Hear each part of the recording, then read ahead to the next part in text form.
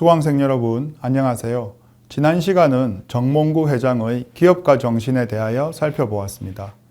이번 시간은 그의 기업가 정신 발현 사례에 대하여 살펴보도록 하겠습니다.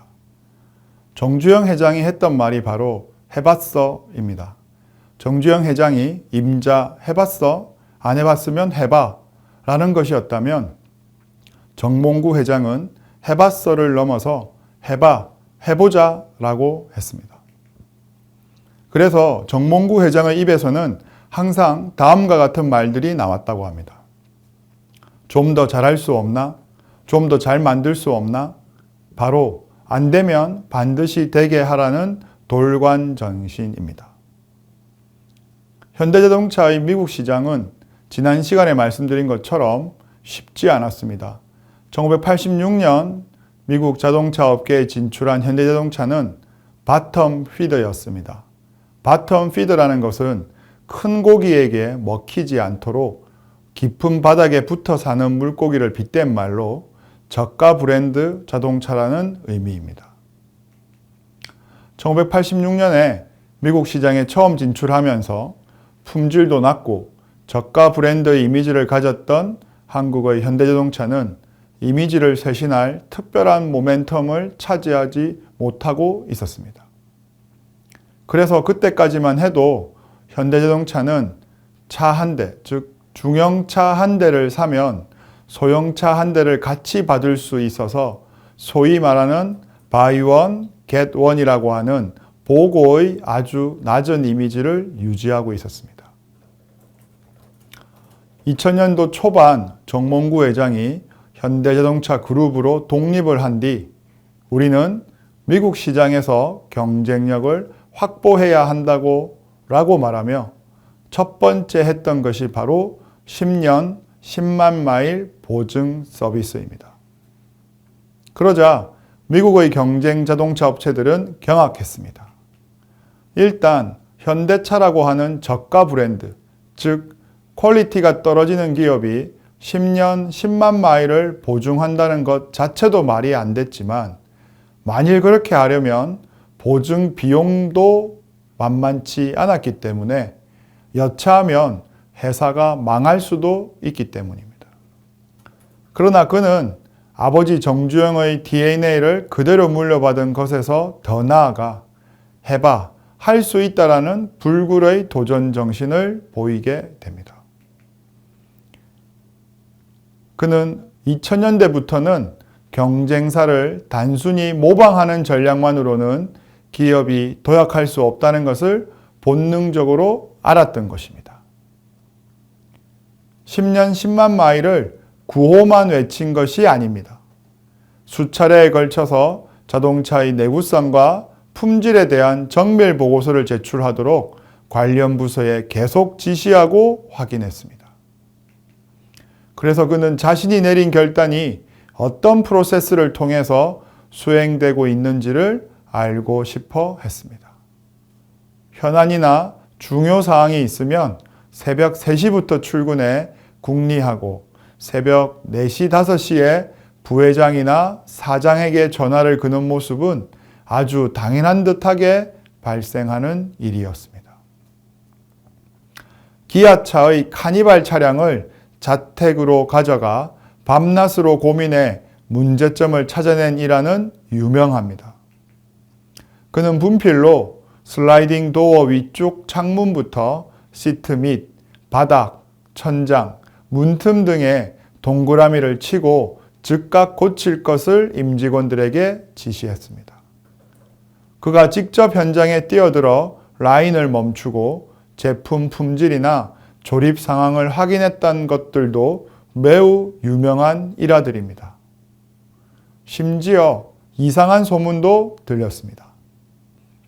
공장에 가서 부품 조립하는 공장을 보다가 마음에 안 들면 직원을 해고했다. 부품을 다 버렸다. 제품을 다 폐기했다. 라는 소문이 돌 정도였습니다. 예전에 삼성그룹의 이건희 회장이 1990년대 초반에 만들었던 핸드폰 품질이 좋지 않자 직원들을 모아놓고 10억 원어치 제품을 모두 불에 태운 후 품질이 매우 좋아졌던 것처럼 정몽구 회장도 품질에 관해서는 누구에게 지지 않을 정도로 까다롭게 굴었던 사람입니다. 그런 자신감이 있었기 때문에 10년 10만 마일이라는 보증 서비스를 발표했던 것입니다. 그에게는 품질은 양보하지 않는다라는 모토가 있었습니다. 30대 초반에 현대자동차에서 근무하기 시작해서 40년을 현장을 지키면서 현장 경영, 품질 경영을 대명사로 삼았기 때문에 그는 품질에 대해서는 아주 높은 기준을 가지고 있었습니다. 품질은 제품의 근본적인 경쟁력인 동시에 고객의 안전과 감성적 만족에 직결되는 요소이며 우리의 자존심이자 기업의 존재 이유입니다. 품질만큼은 무엇과도 타협할 수 없다는 각오를 다시 한번 새롭게 다져달라. 2006년 신년사에서도 품질 경영에 대한 그의 생각을 읽을 수 있습니다. 품질은 제품의 근본적인 경쟁력인 동시에 고객의 안전과 감성적 만족에 직결되는 요소이며 자존심이자 기업의 존재 이유라고 이야기했습니다. 그렇게 품질의 중요성을 강조했습니다. 또 한편으로는 품질만큼은 무엇과도 타협할 수 없다는 각오를 다시 한번 새롭게 다져달라고 했습니다. 이것이 바로 10년 10만 마일을 외치자 직원들이 가능하겠냐고 했을 때 해봐, 할 수 있다라고 하면서 품질에 대한 강한 자신감을 보인 것과 연결됩니다. 이러한 정몽구 회장의 품질 경영의 결과는 현대기아차 임원들에게 스며들어서 품질 및 내부 품질의 향상으로 나타났고 판매 호조로 연결되었습니다. 2005년에는 세계 판매량 5위를 달성했고 현재 세계 판매량 3위까지 올라가서 1위인 도요타 자리를 노리게 된 것입니다. 마지막으로 그가 가지고 있었던 것은 아버님과 닮은 승부수와 뚝심입니다. 정주영 회장도 위기 때마다 뚝심 있게 밀어붙였습니다. 현대그룹이 경부고속도로를 만들 때도 그랬으며 해외에 나가서 비즈니스를 할 때도 마찬가지였습니다. 정몽구 회장이 강남 삼성동에 있던 한전 부지를 약 10조 5,500원이라는 상상 초월의 금액으로 낙찰을 받았던 것은 지금도 재계의 화제거리입니다. 삼성동 한전 부지가 알짜배기 땅이기도 했지만 당시 한전이 구매했던 원가 기준으로 했을 때는 약 1조 5천억 정도의 가치가 있었고 실제 물가 상승률이나 현재 기준으로 봤을 때는 약 3, 4조 정도였기 때문에 대부분 약 5, 6조 선에서 낙찰 가격이 결정될 것으로 생각했습니다. 실제로 삼성그룹에서도 4조 6천억 원으로 입찰을 응했다고 전해집니다. 그런데 정몽구 회장은 거의 2배가 넘는 10조 5,500억을 써서 기존의 경쟁자들을 다 물리치고 낙찰을 받았을 뿐만 아니라 낙찰한 이후에 한전 부지에 한국에서 가장 높은 115층 건물을 짓겠다는 계획을 발표했습니다. 그곳을 단순히 현대자동차 그룹의 사업 부지로 쓸 뿐만 아니라 한국을 대표하는 비즈니스의 중심으로 만들겠다고 한 것입니다. 이는 현대자동차 그룹의 미래가 걸려있는 의사결정뿐만 아니라 해당 부지의 현재 가격보다는 미래의 가치가 더 중요하기에 그런 가격을 작성했던 겁니다. 우리 현대자동차 그룹의 미래를 위해 꼭 필요한 투자고 100년을 내다보고 하는 일이다. 더러 금액이 과하다는 이야기를 들었는데 사기업이나 외국 기업으로부터 사는 거라면 고민을 했겠지만 공기업의 자산이므로 결국 국가에 기여한다고 생각해서 큰 금액을 써낸 것이다. 금액이 너무 비싼 거 아니냐고 질문했을 때 그가 한 이야기입니다.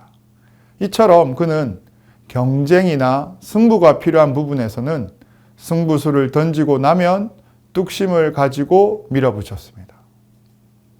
참고로 해당 지역은 부지 옆에 있는 잠실종합운동장 스포츠 컴플렉스와 연결해서 비즈니스와 마이스로 불리는 한국의 관광 서비스 산업의 발전을 기대할 수 있는 곳이기도 합니다. 마이스라는 것은 비즈니스 미팅의 M, 인센티브 트립의 I, 컨벤션의 C, 엑스비션의 E, 4개로 이루어진 고부가가치 산업이면서 제조업이 기반이 되어 있지 않으면 활성화되기 힘든 산업입니다. 제조업에서 나아가서 그런 산업까지도 글로벌 비즈니스를 하겠다는 정몽구 회장의 뚝심은 가장 높은 빌딩을 만드는 것뿐만 아니라 가장 큰 비즈니스 무대를 만들겠다고 하는 그의 도전에서 드러나는 것이 아닌가 싶습니다. 이처럼 정몽구 회장은 정주영 회장의 2세로 태어난 경영자이지만 아버지의 회사로부터 독립한 20년 동안 가장 글로벌하고 품질에 힘쓴 기업인으로서 그의 기업가 정신은 기존의 경영자들과 견주어서도 부족함이 없다고 볼 수 있습니다. 이번 강의는 11번째 강의로 현대자동차 그룹과 기업가라는 주제로 살펴보았습니다. 다음 마지막 12번째 강의에서는 한국의 기업가 정신과 기업가라는 주제로 강의를 이어가도록 하겠습니다. 감사합니다.